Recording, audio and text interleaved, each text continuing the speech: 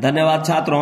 आज हम 10वीं कक्षा गणित पाठ्य पुस्तक के प्रश्नावली 13.4 के 5वां प्रश्न ले रहे हैं। बहुत ही महत्वपूर्ण प्रश्न है और घबराने की कोई जरूरत नहीं है। लंबा प्रश्न देखने में बहुत ही आसान है यह प्रश्न, एक बार में आप समझिएगा। वीडियो को ध्यान पूर्वक देखिए। जो प्रश्न दिया हुआ है कि 20 सेंटीमीटर ऊंचाई और शीर्ष कोण वर्टिकल एंगल 60 डिग्री वाले एक शंकु को उसकी ऊंचाई के बीचों बीच से होकर जाते हुए एक तल से दो भागों में काटा गया है, जबकि तल शंकु के आधार के समांतर है। यदि इस प्राप्त शंकु के छिन्नक को व्यास 1/16 सेंटीमीटर वाले एक तार के रूप में बदल दिया जाता है तो तार की लंबाई ज्ञात कीजिए। अब यहां देखिए, एक हम शंकु बनाए हैं, AGE एक शंकु है। अब यहां पर 60 डिग्री का कोण है दिया हुआ है। जब हम इसको दो बराबर भागों में बांटेंगे तो कोण GAE बराबर 60 डिग्री है, तब कोण DAE बराबर 30 डिग्री हो जाएगा। आइए हम इसको हल करते हैं। अब हम यहां से यहां तक टोटल AD बराबर 20 सेंटीमीटर है, यहां से यहां तक ध्यान दीजिए, तो इसका आधा कितना हो जाएगा? BD बराबर 10 सेंटीमीटर हो जाएगा, या AB बराबर भी 10 सेंटीमीटर होगा जब इसको दो बराबर भागों में बांटेंगे तो। अब ऊपर वाला भाग से हमको अभी लेना देना नहीं है। अब नीचे वाला भाग जो है FCEG, यही छिन्नक हो जाएगा। जब इसको हम काट के निकालेंगे तो देखिए ऐसा आकृति प्राप्त होगा। अब इसी आकृति का आयतन के बराबर एक यहां जो है तार का है, ठीक है ना जी। तो यह तार की लंबाई हमको ज्ञात करना है, जिसका व्यास 1/16 सेंटीमीटर दिया हुआ है। आइए आकृति के अनुसार हम आकृति बना लिए हैं। आकृति के अनुसार चूंकि AD बराबर 20 सेंटीमीटर दिया है, A से D ध्यान दीजिए, इसलिए BD बराबर B से D बराबर 20/2, 2 से भाग देंगे तो 10 सेंटीमीटर बराबर AB भी 10 से हो जाएगा, ठीक है।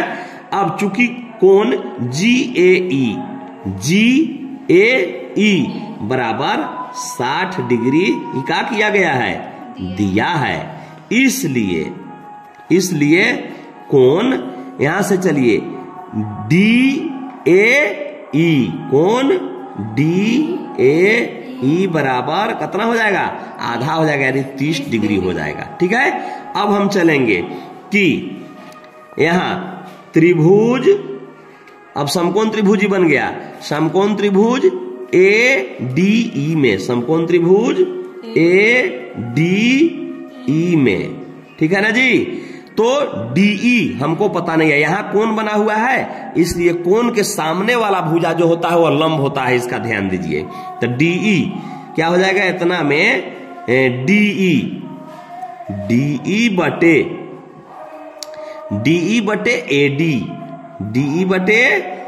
AD, तो D लंब हो गया, यह आधार हो गया। लंब बटे आधार बराबर क्या होता है जी? tan theta. क्या होता है? बराबर DE हमको पता नहीं है, D के D लिखे, और AD हमको पता है कितना है? 20 बराबर tan, यहां कितना दे देंगे? 30 डिग्री। तो 30 डिग्री का मान होता है 1/√3, ठीक है ना जी। ये हो गया। तो या हम करके लिखेंगे यहां।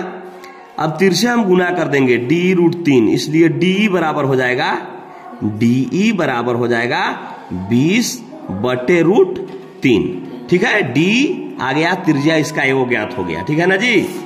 तब हम लिखेंगे कि अब त्रिभुज ABC में क्या हो जाएगा जी? BC बटे AB बराबर वही हो जाएगा tan 30 डिग्री, tan 30 डिग्री। यहां तो या क्या हो जाएगा?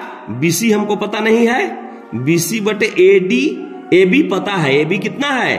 10 है ना, बराबर tan 30 के मान होता है 1/√3, ठीक है ना जी। या हो जाएगा BC बराबर 10/√3। अब हमको ये प्राप्त हो गया BC, और ये D भी प्राप्त हो गया। ये दोनों त्रिज्या है, ठीक है ना जी। तो अब हम लिखेंगे, अब छिन्नक का आयतन बराबर, चूंकि लिखेंगे कि छिन्नक का आयतन छिन्नक का आयतन बराबर बेलनाकार तार का आयतन होता है। ठीक है ना जी।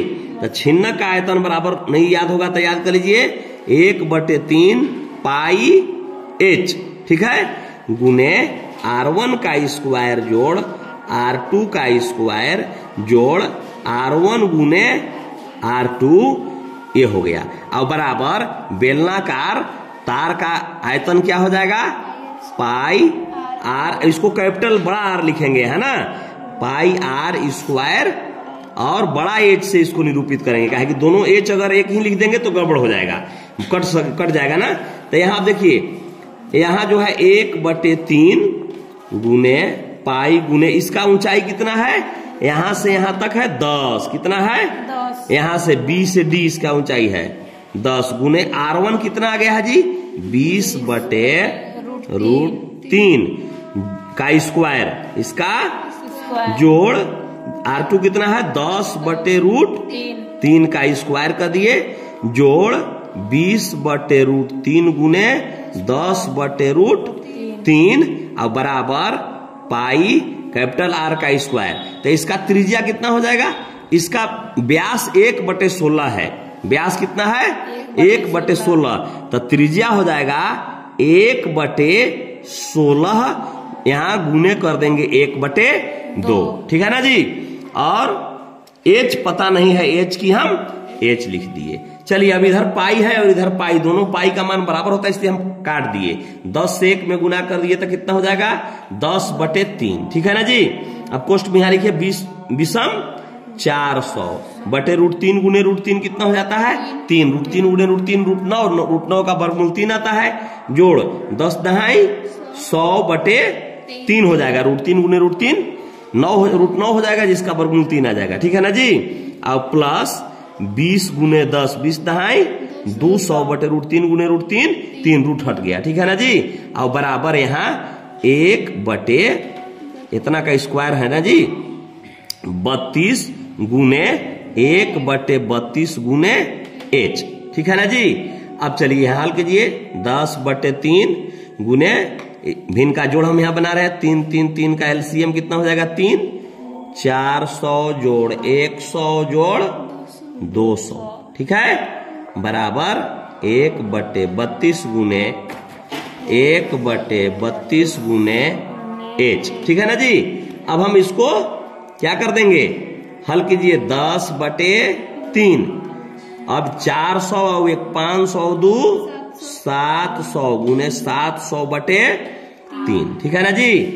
और बराबर क्या हो जाएगा 1/32 गुने 1/32 गुने h, ठीक है ना जी, या हो जाएगा।